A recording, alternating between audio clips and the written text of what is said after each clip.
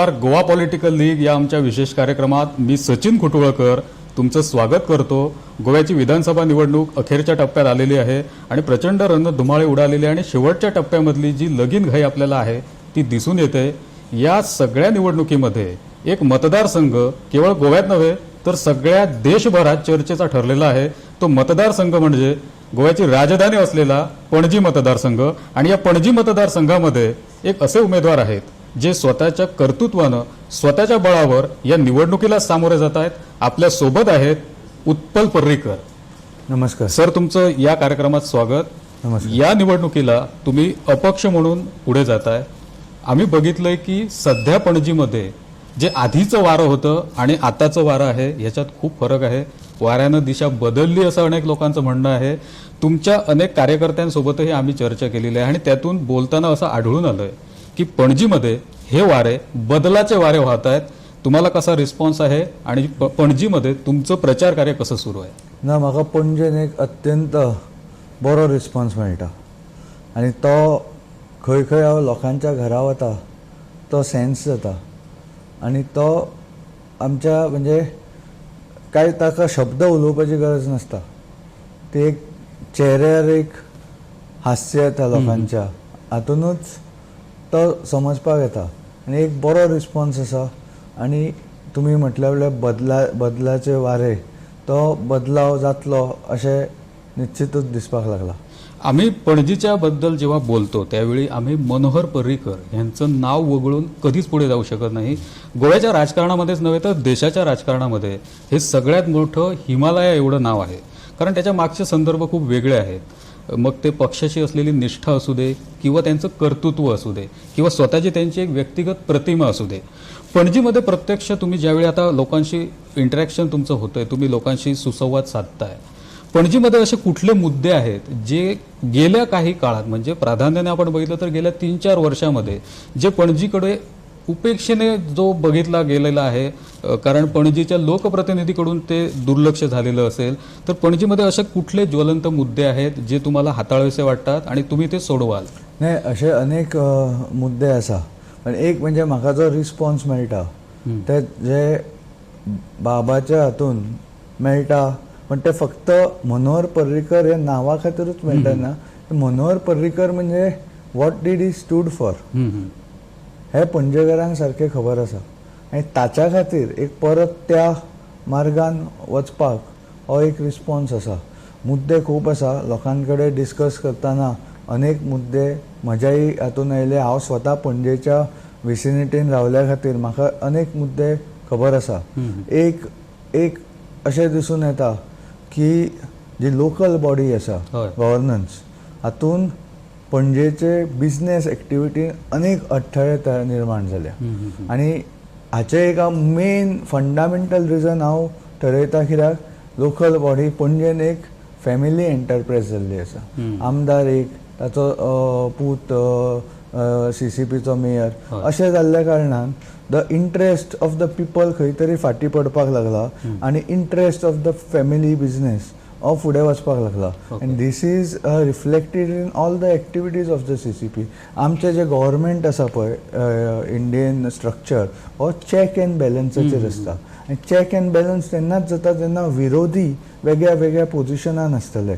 फाल्यां म्हाका पणजेकारांनी आमदार केलो जाल्यार हांव लोकल बॉडीजा बरोबर कोऑपरेटीव करतलो, पण जाय तेन्ना तांकां दांडोय दाखयतलो. ते आज जायना. आनी दांडो हांवें दाखोवप म्हणजे कितें? एसेंब्लीन आवाज काडप, तुमच्या फुडें प्रेसान आवाज काडप किंवा क्लोज डोर मिटिंगेनूय आवाज काडप. सो हे सगळे मुद्दे फंडामेंटल इशू थंय येता. तातूंत मागीर पार्किंगचो विशय आसूं, मार्केटाचो विशय आसूं, मार्केटान जे लीज दुकानदारांक फक्त 1 वर्स बी अशें करपाक सोदतात, हातून बिझनेस सेक्युरिटी खंय आसतली? कोण दुकानदार बिझनेस करपाक सोदतालो? नेक्स्ट वर्सा म्हजी जर लायसन्स रिन्यू जावंक ना, हांवें कितें करपाचें? सो अशे अनेक मुद्दे आसा. मागीर पार्किंगान हांव तो फक्त गाडी पार्क करपाक पळयना, हांव पळयता की बिझनेस तातूंत हॅम्पर जाता, त्यातून ते इम्प्रुवमेंट कशें हाडप, अशे अनेक मुद्दे आसा. हावस टॅक्स थोड्यांक एक्झॉर्बिटंट आसा. हे अनेक मुद्दे म्हाका करूंक जाय. बिसायड्स दीस रस्त्याची क्वॉलिटी. एक एग्जाम्पल दिल्लें, म्हज्या दुसरेंतल्या भुरग्याचे कादेनाचे cover last more than the hot mix layer. कळ्ळें न्ही, म्हजें ते फूल वर्सभर चलता ते कवर. हय. हांगा हॉट मिक्स लेयर 3 म्हयन्यान 6 म्हयन्यान एका पावसाळ्यान चल्लो. हें कित्याक समजे isn't it waste of tax payers money. So एक सारकें होलसम डेव्हलपमेंट पणजेची करप हो म्हजो विचार आसा. ड्रेनेज सिस्टम आसा, फॉर एक्झाम्पल फ्लडिंग जाता, हय. हाचेर कितें तरी तो क्रिकूच एज अ भरती टायडल डिफरन्सीस वापरून बरोबर. सारको सायंटिफिकली एनवायरमेंटल स्टडी करूनच हे टायडल डिफरन्स वापरून तो कॅचमेंट एरिया कसो वापरून रेन वॉटर जेन्ना एका एरियेन उदक सकयल दवरलें with mechanical prevention of raising of tied in certain area, थंय पावसाचे एक्सेस वॉटर मागीर एब्झॉर्ब करपाक येता. अशें देर आर नेदरलँड्स कंट्री उदका सकयल आसा, म्हणजे सी लेवलचे सकयल ऑन एन एवरेज. सो अशें खूब एक्टीव म्हजें जें इंजिनियरींग नॉलेज आसा तें वापरून म्हाका सुदारणा पणजे खातीर करूंक जाय. हे सगळे मुद्दे घेवन आसा. कालूच म्हाका एका रायबंदचे हाणें सांगलें की तांकां ओल्ड गोव्याच्यान येणाऱ्या बसीक रावचें पडटा आनी थंयच्यान ते बस स्टॉपार येता, थंयच्यान आनी एक बस घेवन बालभवन बी तांकां भुरग्यांक व्हरूंक जाय, कितें शिकोवपाक, कराटे शिकोवपाक, तबले शिकोवपाक, कितेंय डान्स शिकोवपाक तांकां हें करचें पडटा. Why can't there be a direct connectivity from one end of Raibandar to Dona Paula. तांकां मागीर सारको or at least Miramar. So they can, आनी मागीर लॉंग टर्म हे प्रोजेक्ट रायबंदरान करपाक येता. सो हो सगळो विचार आसा. लोकां कडेन हांव निवडून हाडलकूच बसतलो आनी एक एक प्रोजेक्ट फुडें व्हरप असो प्रयत्न करतलो. पणजीचा जो एकूणच विकासाचा आराखडा आहे तो तुमच्या डोक्यात पक्का आहे हे आम्हाला आता कळून आलं आहे. आणि जो लोकप्रतिनिधीकडे एक आवाका असायला लागतो की आपल्या मतदारसंघाच्या गरजा काय आहेत आणि त्या कशा आपण सोडवणार, त्या कशा पूर्ण करणार, हा जो एक विजनचा विषय आहे तो तुमच्याकडे पूर्णपणे आम्हाला आता दिसून आला आहे. ह्याच्यामध्ये एक महत्त्वाचा मुद्दा आहे, तुम्ही मध्येच बोलताना डेव्हलपमेंटच्या सोबतच थोडासा स्कॅमचा विषय बोलला. त्याला जोडून एक प्रश्न विचारतो की गोव्यामध्ये सध्या जोरात चर्चा सुरू आहे ती नोकर भरती आणि घोटाळ्यांची. पणजीमध्ये सुद्धा नोकर भरतीच्या संदर्भाने जर बघितलं तर आश्वासनच मिळत आहेत बराच काळ. युवकांना नोकऱ्या मिळत आहेत की नाही हा एक संशोधनाचा मुद्दा आहे.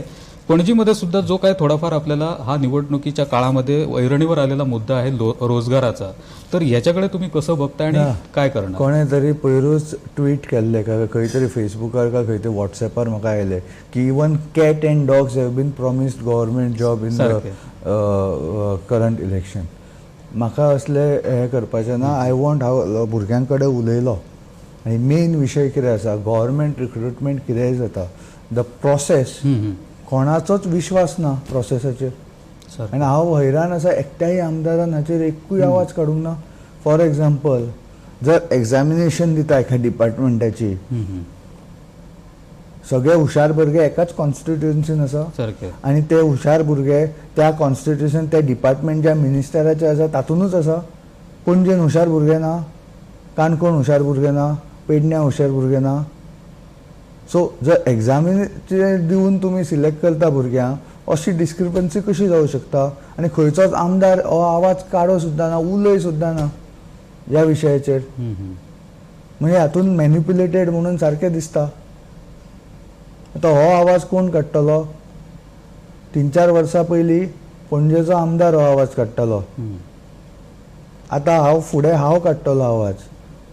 दोगांचे आडनाव पर्रीकर, हो कोइन्सिडन्स का कितें तें आय डोंट नो, पण हो आवाज काडचो पडटलो.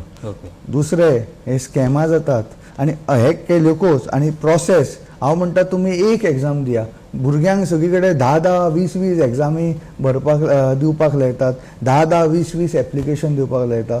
You can have one single exam for entire Goa, have it different level. कळ्ळें न्ही, इंजिनियरींग पोस्टाक वेगळी लेवल, LDC पोस्टाक वेगळी level, but have a one exam आनी हॅव सारकी क्रेडिबल एग्जाम आनी कावन्सिलींग टायप प्रोसेस आमचो आसतो. तातूंतल्यान प्रत्येकाक जॉब मेळचे. पणजेच्या वाट्याचे सगळे जॉब पणजेक येतले आपोआप, बिकॉज प्रोसेसान बिलीफ येतलो लोकांचो, आनी दॅट इज व्हेरी इम्पॉर्टंट. दुसरे जॉब स्कॅम जाल्या, कोण कित्याक भितर पडूंक ना अजून? आनी ते फक्त हांव ते तितले स्कॅमा पुरते आनी त्या भुरग्यांचे पयशे घेतले पळयना. हातून एक सिस्टेमीक करप्शन ट्रिगर जाता. कित्याक जांकां जॉब पयशे दिवन मेळ्ळा पळय, तो फुडें ते रिटर्न ऑफ इन्वेस्टमेंट कसो करप्ट प्रॅक्टिसीसान ताका ते रिकवर करचे पडटा. It is unfortunate part of the process ताणें जो फॉलो केला तातूंत. आनी ताच्यामुळे फुडें जर म्हजो भुरगो सुद्दां व्हडलो जावन एक कितें हांगा एंटरप्रिनरशिपा सकयल कितें फॅक्टरी बांदतलो, तो GIDCन वतलो, थंय कोण करप्ट ऑफिसर आसलो, तो ताच्या स्टार्टींग प्रोजेक्टाकूच पयशे मागतलो, and that kills the entrepreneur spirit. आज गोंयच्या भुरग्यांक म्हाका ते खंय तरी हें जाता पळोवन वायट दिसता. खूब टॅलंट आसा, खूब एंटरप्रिन्युअर स्पिरिटूय आसा, पण गव्हर्मेंटाच्या हाच्या खातीर करप्ट प्रॅक्टिसीस ते खंय तरी मारले वता. कित्याक एंटरप्रिन्युअर कोण जाता, आयुश्याचें चालू केल्या पासून पयलीं 10 ते 15 वर्सां कोणी रिस्क घेता. लायक हांवें रिस्क घेतलें, हांव अमेरिकेन सुशेगाद रावूं शकतालो, पण म्हाका म्हजी गोंयांत चालू कितें करूंक जाय आशिल्लें, हांगच्या भुरग्यांक एम्प्लॉय करूंक जाय आशिल्लें, कितें प्रॉडक्ट हांगच्यान एक्सपोर्ट करूंक जाय आशिल्लो. सो हांवें रिस्क घेवन हांवें सगळें सोडून, ग्रीन कार्ड सुद्दां प्रोसेस करताले, हांवें सांगलें कॅन्सल करा, ते सगळें सोडून हांव इंडियेक आयलो, परतो गोंयाक आयलो. तशें ती रिस्क घेवपाची कॅपेसिटी आयुश्याच्या पयलीं आसता. मागीर कोण तरी तो सेटल जावपाक सोदता. आनी बिकॉज ऑफ दीट करप्ट प्रॅक्टिसीस आमच्या भुरग्यांनी ते तांकां चान्स मेळना, आनी तातूंत जॉब ऑपॉर्च्युनिटीज कमी जाता.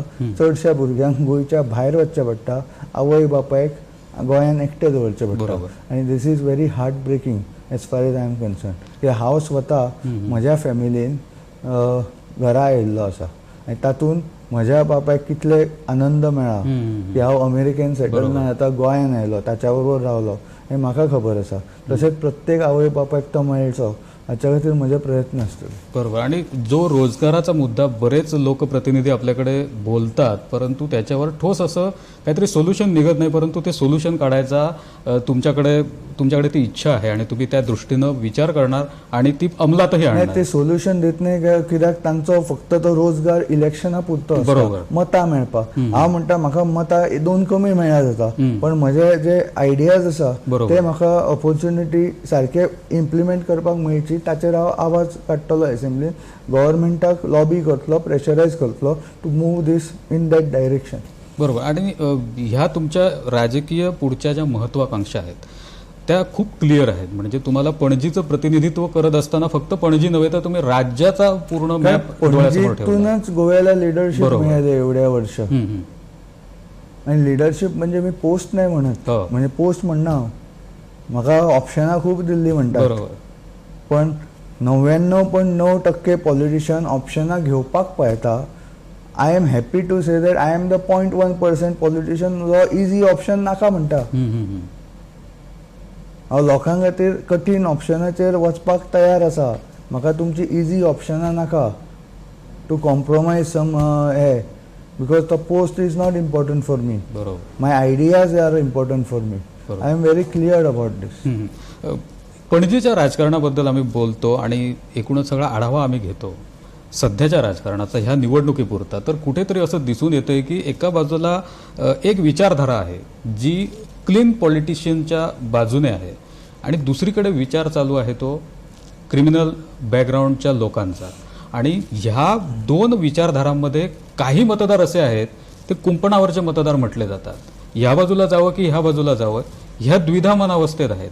ह्या लोकांकडे तुम्ही कसं बघता आणि ह्या दोन्ही ज्या बाजू आहेत ह्याच्यावर काय सांगा? नाही, शेवटी डेमोक्रेसीत आमकां जे लोक निर्णय घेता तो मान्य करचो पडटा. बरोबर. आनी तो तांकां निर्णय घेवपाक हांवें तांकां कन्विन्स करपाचो प्रचार आसता. तातूंत हांव कितलो सक्सेस जातलो हे शेवटी म्हाका रिजल्ट येतलो तेन्नाच कळटलें. हांव म्हजे पूर्ण प्रयत्न करता, हांव म्हजें विजन तांचे फुडें दवरता आनी तें विजन एक्झिक्यूट करपाची म्हज्यान कॅपेसिटी आसा अशें तांकां विश्वास दिवपाचो म्हजो प्रयत्न आसा आनी हांव ताचेर ठाम आसतलो. एज आय से, विनेबिलिटी डेमोक्रेसीन फक्त लोक ठरयतात. बरोबर. End I am very clear on that. So लोक ठरयतले. हांवें ट्रस्ट सगळो पणजेच्या लोकांच्या हातान दिला. आणखी एक तुम्हाला राजकीय प्रश्न विचारतो.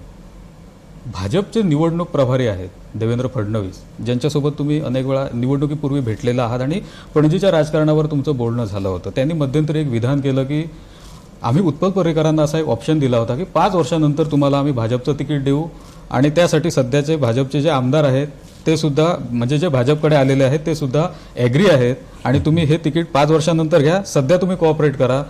ही गोष्ट खरी आहे का आणि तुम्ही त्याला नकार कसा दिलात आणि एकला चलो रे हे कसं? हाचेर कोण कितें उलयतलो? हे सद्याचो आमचो भाजप उमेदवार हम्म. आनी आश्वासनां हाचेर हांव तरी काय उलोवंक शकना. पार्टीच चेंज करता, बरोबर.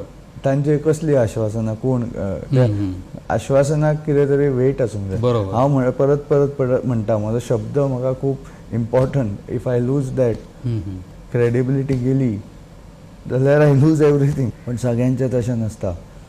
म्हणून हांव एफिडेवीट दितात पळय ताका काय हें ना, हांव म्हजो शब्दूच दिता. बरोबर. बिकॉज दॅट इज तो म्हाका खूब म्हत्वाचो आसा. सो बाकीच्यांच्या हाचेर आय कॅनॉट आश्वासन कशें कितले वेट धरतात ते तांकां खबर आसा. हांव तरी काय उलोवंक शकना. हांवें पयलीं म्हटल्या भशेन I am the one very small percentage in पॉलिटिक्सान आतां येता जो इजियर ऑप्शन्स रिजेक्ट करपाची कापासीत दाखयता. एकूणच भाजपमध्ये तुम्ही आधी कार्यरत होतात आणि नंतर तुम्ही भाजपला रामराम करून अपक्ष जाण्याचा निर्णय घेतला.